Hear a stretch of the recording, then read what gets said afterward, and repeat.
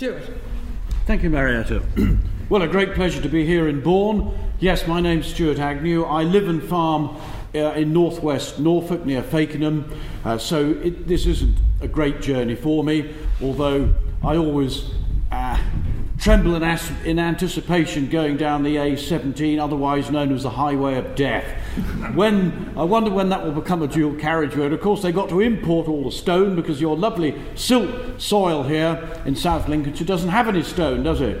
Grade 1, lovely silt land. I always feel very jealous of it, and terrific crops you see driving up the A17 each side of the road. If you're a farmer, you do appreciate these things. And it's probably the very best land in Europe, I would say, and the very best farming. It's better than the fen soils in my county. They tend to blow away. Lincolnshire, southeast Lincolnshire silt is the best you can get, so it's a privilege to be here.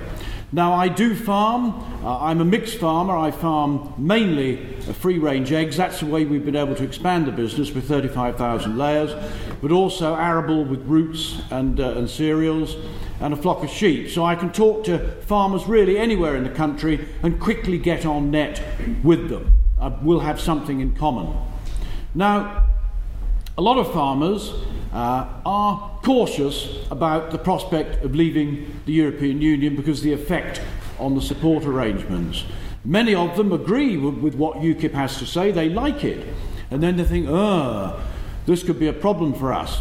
And I would be the first to acknowledge that between 1972 and 1984, really, as a farmer, you could not have complained about the CAP. I mean, it just threw money at the industry. There were intervention prices that were guaranteed that were really very high. It meant that the trade had to offer a commensurate price, otherwise the farmer would put the commodity into intervention. For sheep, there was for the fat lambs, depending on the time of year, there was a guaranteed price on a deadweight basis, which was very high indeed, and it was also went up to a deadweight of a sheep of 28 kg carcass, which is enormous, huge, and the thing would be dripping with fat, and the abattoir would offer the farmer, or give him £33 for this enormous great thing, and then 2 weeks later a cheque would come in for another £44 from the equivalent of the RPA now. That was how disconnected the whole thing was. Very good intervention price for wheat. And now at the beginning of the 1970s, farmers used to boast about getting 2 tonne an acre. That was the big brag in the pub, we got 2 tonne an acre. By the end of that decade, they were bragging about getting 4 tonne an acre. That was the result of plant breeding and agrochemicals, but it made no difference to the intervention price. So the enormous amounts of grain were being produced. Well, that whole era blew apart in 1984 with 2 incidents. One was in April when sudden imposition of milk quotas, just overnight. And it wasn't the fact that they were imposed, it was the way that they were imposed, leaving many farmers with no market whatsoever for their milk. Because if you hadn't been producing milk 3 years before, you didn't have a quota. It was a very strange way of doing it, and it did make people worry about the CAP and the sort of people who were running it. It was not the way we would have introduced a quota system ourselves. Later that year, we had a record harvest. If you hadn't grown 4 tonne an acre of wheat by 1984, you did that year. The farmers did not know where to put it. They were putting it in their garages, in old horse-drawn carts that they dragged out of the nettles into fertiliser bags. It was left in the combine tank, anywhere at all, this huge crop of wheat. And that blew the intervention system apart. They just couldn't cope with it. So that was a turning point, in my opinion. And also, we started to see negative stories in the press about agriculture, something that I hadn't experienced before. Normally farmers were seen as the people who were producing the food, but suddenly farmers were becoming the villains of the piece, obscene surpluses. So that was the first era, the golden era. Of course, if you'd said to farmers at the time you're in a golden era, they would have shook their heads because they would have found something to grumble about. They always do, we know that. We then go from 1984 to the present day, where there has been support, there have been slightly different schemes, but by and large there has been some money there. But what you can say about this more recent period from 1984 is that every single year now the legislative burden on the industry increases and increases and increases. There's no getting away from that. It's made it very, very difficult. And there will be farmers in this county, in this room, who think, well, all right, we know it's not as good as it was, but the devil you know is better than the devil you don't. What I want to try and impress on you is what is coming down the tracks in the future from the CAP. The first is straightforward cash support to the industry. That money comes from a cake, if you want to call it that, the EU budget. That cake has got bigger over the years. The EU asked the member states to keep putting more in to get that cake bigger. The member states are bucking at this now. They don't like it. They've had to make serious cutbacks within their own administrations, sack civil servants, etc., yet still the EU asks for more. They are not happy about this and may well reduce their contributions. It certainly will be held level. So in real terms, the size of that cake is going to shrink slightly. But what about the agricultural slice of that cake? That used to be 80% of it. It's now down to under 50%.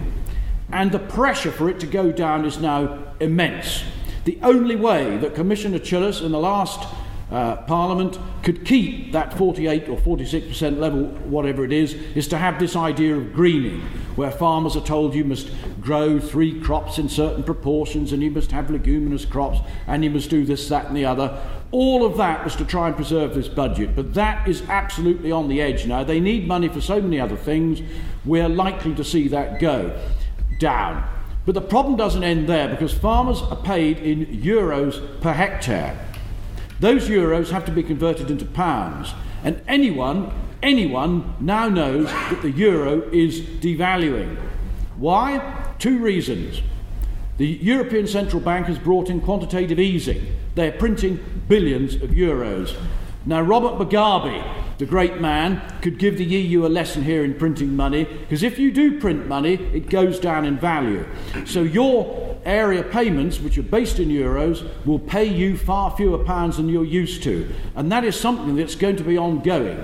It's down to 74 pence to the euro. That's as low as I've known it since I've been an MEP. I'm paid in euros, by the way, so I feel it, but I don't shed any tears for me. I'm sure you won't. But that at least makes us aware of it. Added to that, we've got the uncertainty with Greece and the other Mediterranean countries. Should they be in the euro? The answer is obviously no. There's a massive political will to keep them there, but there's also the massive reality of the market. They shouldn't be in the euro. That creates more uncertainty about the euro, and it goes down in value. So you've got problems there with the cash side of it. But it isn't just the cash. We've got 2 or 3 I would say, particular problems as well that are coming down the railway line straight at us in farming. And one of those is the way they're going to reorganise, reassess, re-register pesticides, agrochemicals. Hitherto, we've always used the risk system.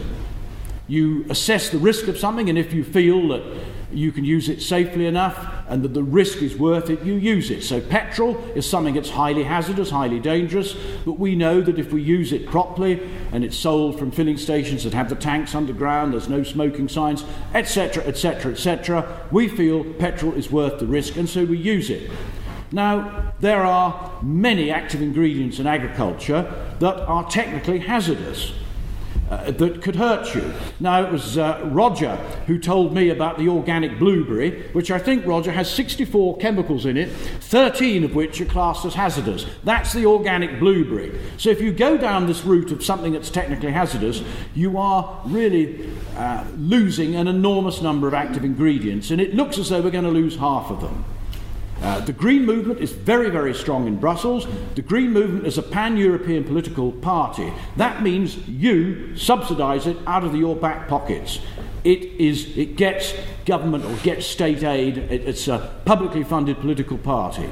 And so they use that money to employ people to lobby the Commission to have more green policies. This is where it's coming from. So pesticides are a huge problem. In this county and in South East Lincolnshire, there's a very large range of crops grown where they need small amounts of specialist materials. And the cost of registering these, trying to satisfy the EU that they're not so hazardous, etc., is going to be so high the manufacturers will simply not bother with it at all. Which means that many farmers in South East Lincolnshire, the growers, the horticulturists, will either have to try and grow these crops without these materials and fail, or they will simply not grow the crops, and what will we do, the consumers? We will import these crops from elsewhere in the world where they are treated with the same material. So everybody is a loser. The EU also wants to interfere in futures markets. Again, this is the green lobby, and this is very much the old communists from Eastern Europe. They are convinced that futures markets are killing farmers and that they're a way of raping the whole industry. In fact, futures markets have stood the test of time. The grain futures market, the wheat futures market, has been there all through my agricultural career. To have a successful futures market, you need three elements. It must be used by the producers of the commodity, the users of the commodity, and there must be some element of speculation in there to get the whole thing going. You cannot contrive that, it has to come there naturally. And in the grain futures market, it does. We use it and we're able to sell forward, in the case of farmers selling wheat, or myself, mainly as a chicken farmer, being able to buy my food forward. I couldn't do these forward deals if there wasn't a futures market to underpin it. The EU wants to interfere in all of this, and this is going to bring more volatility into the industry, just at a time when we would really like to get a futures for milk powder to try and get some stability into that commodity as well. So that's going to act against us. But the most important thing on this train coming down the tracks is the EU's climate change rules. Farmers are going to be expected to play their part in altering and changing the world's weather. Because the EU is convinced that man is heating up this planet uncontrollably, that man is making sea levels rise uncontrollably. 29 years ago, I attended a meeting that said sea levels around Norfolk would rise within 30 years by at least 1 metre. You could put that in the bank, probably 5 and possibly 10. Well, here we are. We've only got a few months to go. If the sea has risen by 1 millimetre, that's all it's done. But nevertheless, this great scare industry keeps going. And the latest scare now is that we are producing carbon dioxide and some methane that is overheating the planet, and we're all going to die and roast to death, etc. And you, as farmers, have got to do something about it. For the arable side of the industry, you are villains because you emit CO2 from your tractors. So I attended a meeting in Brussels, the committee meeting, the Agriculture Committee meeting. They were demonstrating how the wicked arable farmers and their tractors could get rid of all the CO2 they were producing. And there was a picture there on the screen of a tractor with an exhaust pipe, and there was a flexible steel hose from the exhaust pipe over the cab of the tractor down into the cultivator, a drill thing that was going along behind it, and this gas went through a manifold down every single time to be buried in the ground by this tractor. Well, if you're a farmer, you know if you try and pump warm gas down into the soil, it will bubble up again very, very quickly. So that's a complete waste of time. But crucially, the act of pumping it down uses a lot more energy. You will be burning up more fuel, blasting out a lot more exhaust, just to try and get the gas down there. And when this was presented to us in the European Parliament, apart from me, all the MEPs clapped, oh, wasn't this a good idea? They had no idea about practical farming at all. But of course, the problem doesn't stop with arable farmers.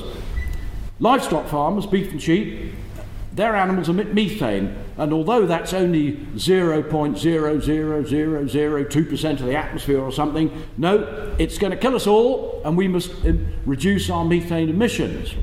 Now, despite the fact that this planet was crawling with ruminants over the Great Plains of Africa, Asia, and the Americas, with bison, buffalo, kudu, antelope, all emitting methane, these have largely gone to be replaced by domestic ruminants. So the balance hasn't actually changed a great deal, and these animals convert grass into meat that we can eat. They're actually very useful.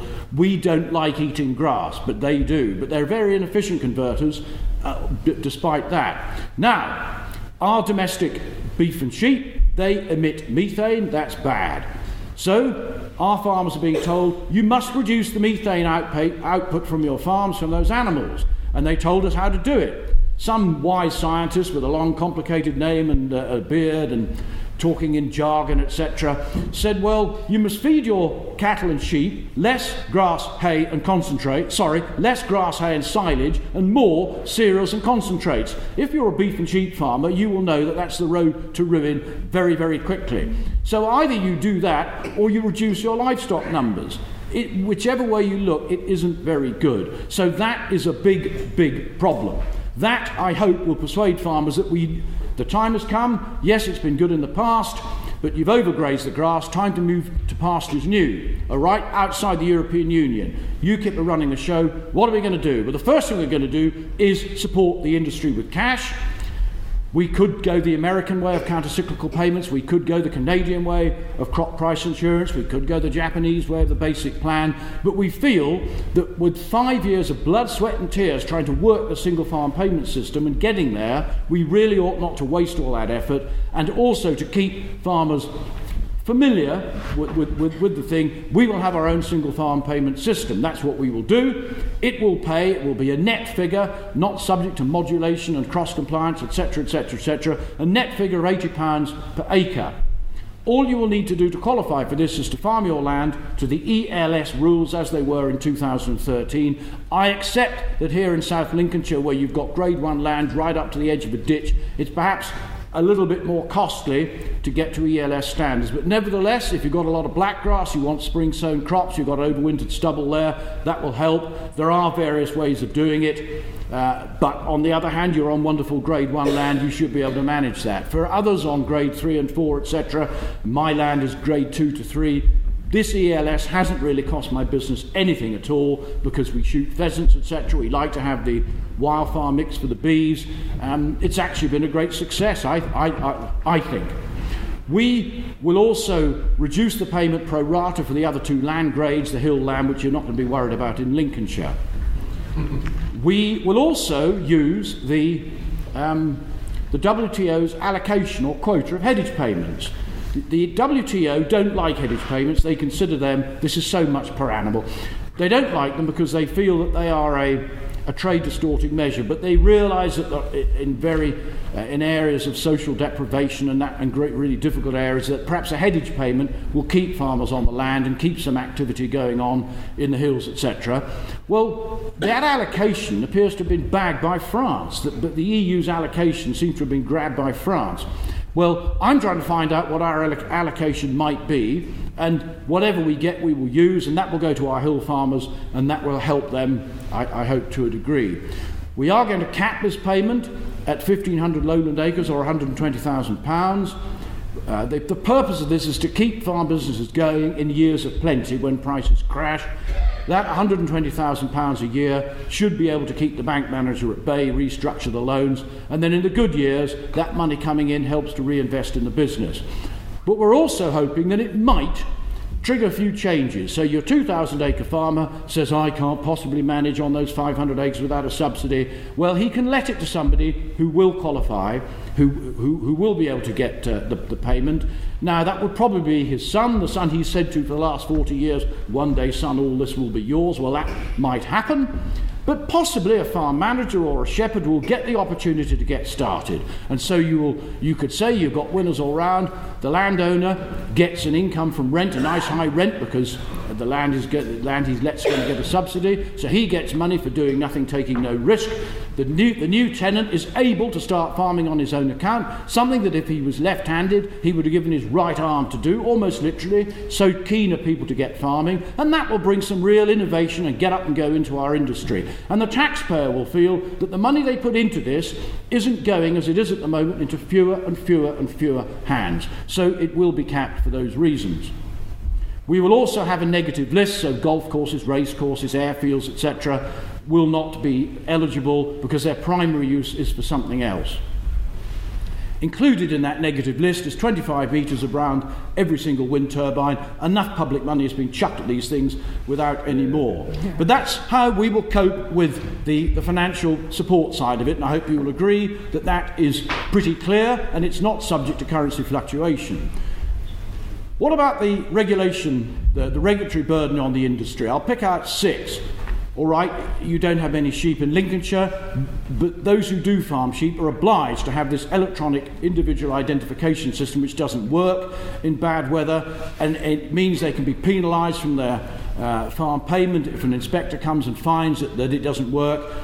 We will not have that compulsory. We will oblige farmers to have double tagging, a tag in each ear of the sheep with a flock number, but individually, no, it's quite unnecessary. And if any of you have been to an abattoir, and what do you find when you follow the sheep's life and death through it? The head is cut off with the ear tags on and chucked into a bin, and effectively the thing has lost its ID at that stage. So there's not much point in spending a fortune on it. We also, and again I'll just do another livestock one, but I know it's not really prevalent here. If you have an animal die on your farm at the moment, it has to be taken away. You have to pay somebody to take that away and roast it at 900 degrees centigrade, all in the name of global warming, of course, and that's a cost to the industry. That all came about because of Professor Richard Lacey said that 500,000 people would die because they ate beef. All of that stems from that. All we're saying in UKIP is, yes, you can bury fallen stock on your farm as long as you don't threaten the watercourse, and most farms will be able to comply with that. I mentioned pesticides earlier, and this is where we can really help the industry. We are quite competent and experienced, the UK government, in assessing and registering and testing pesticides. We will go back to the old risk-based system. Yes, there have been one or two problems in the past where maybe we shouldn't have registered metacystox, maybe we shouldn't have registered temic, but you talk to a health and safety executive man and ask him where are the dangers in agriculture, and he will say two things, and neither of those will be pesticides. One will be falling from heights, and the other will be getting snaffled up in a PTO shaft. They're the two killers in agriculture. People who've sprayed all their lives, and I did it on the farm for 20 years, I'm still here. It hasn't been a problem. So we are not taking huge risks in assessing pesticides on the risk basis. That should help considerably. Chrysotile, otherwise known as white asbestos cement. It's been bracketed unfairly by an EU directive in with blue asbestos and brown asbestos, which are very dangerous. There are, I would guess, certainly hundreds of acres, I might say thousands of acres, of chrysotile roofing sheets on farms all over this country, and the farmers don't really know what to do with them because they're classified, once you take them off that roof, as waste. And that means you have a great red tape rigmarole in trying to get rid of them. So they just sit there. Well, I had an example of this when I had some blue asbestos in a little fan house on the farm I rent. The landlord said he'd had an environmental inspection. And Stuart, you've got to get rid of that. You've got to get rid of that blue asbestos, and you may as well get rid of the white asbestos as well that it's stuck to. It's all got to go. I'll get a quote. He got the quote, £18,000. And this was a tiny little fan house, just covering a fan the size of this table. He said, I can't sting you, Stuart, for that. I'll try and get another quote. He did, 8,000. Well, there's a level of the scam. A difference of 10,000 over from 18 down to 8. A huge scam. And you, farmers in this room, may go home tomorrow and open the post, and there'll be a letter there from an ambulance-chasing firm of solicitors saying, Dear Farmer Blogs, our client Mr. Smith worked on your farm 30 years ago. He carried a roofing sheet. He now has emphysema and wants a six-figure sum from you. Your life will become hell from then on. Professor, is it John Bridle? Yep. John Bridle, engage him. He will help mitigate the whole thing for you. We want to take this risk away from farmers. Chrysotile is very similar to talcum powder in its makeup. It isn't in the same league as blue and brown asbestos, so we hope we can relieve the industry of some worry there. NVZs, nitrate vulnerable zones, this is a big problem certainly in my part of the world, and I think a lot of the East Midlands as well, where the EU have given us a very, very low figure we have to get our water to. That's the nitrate in the water table, nitrate in the rivers must be less than 50 milligrams of nitrate per litre of water. And in our part of the world, it's naturally more than that.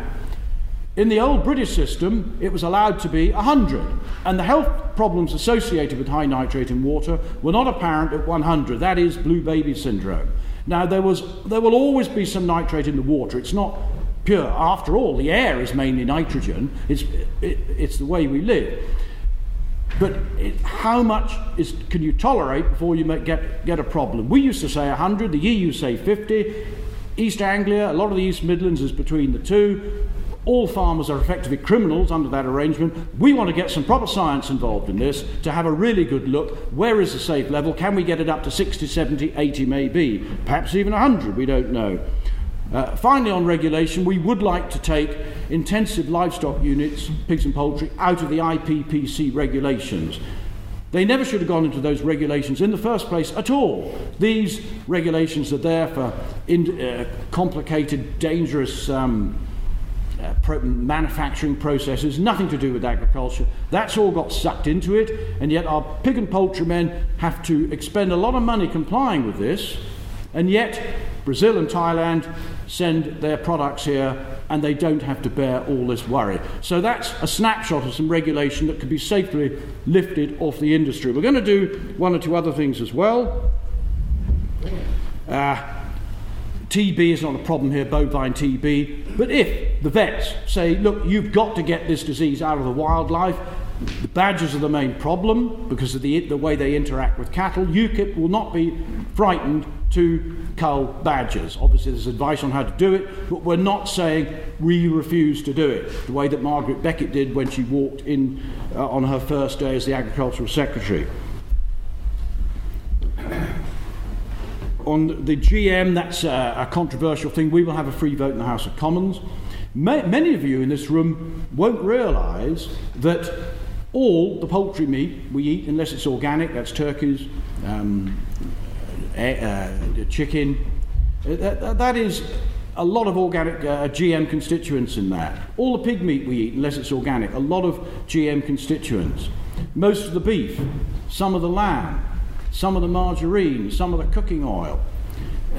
You add all that lot up together, it comes to getting on for 4 million tonnes, I understand, all of which has to be imported. So we are living a strange life here where we're saying, the man or woman in the street is saying, oh, I'm quite happy to eat all this GM stuff, but you farmers aren't allowed to grow it. That's where we are at the moment, and it means that we will slowly lose our productive capacity in this country as we import more and more from abroad. Anyway, we will have a vote in the House of Commons about it, and I hope somebody makes that point. We can retake control of labelling. At the moment, the EU has the final say on that, and so someone will walk into a supermarket wanting to buy British milk and walk out carrying Irish milk because it's not highlighted. The EU do not like nationalistic labelling, as they call it. They don't like that. But we got no problem with it, and the labelling will apply to all the sorts of consumers concerned about method of slaughter, method of production. After all, you have a right to know what you're eating, and we will be led by consumers on labelling. I'm going to leave it there. I hope that you will ask the two frequently asked questions. One is, what about the immigrant labour? And the other is, aren't we going to lose all our markets? So I trust somebody will stand up and ask those questions. Thank you very much.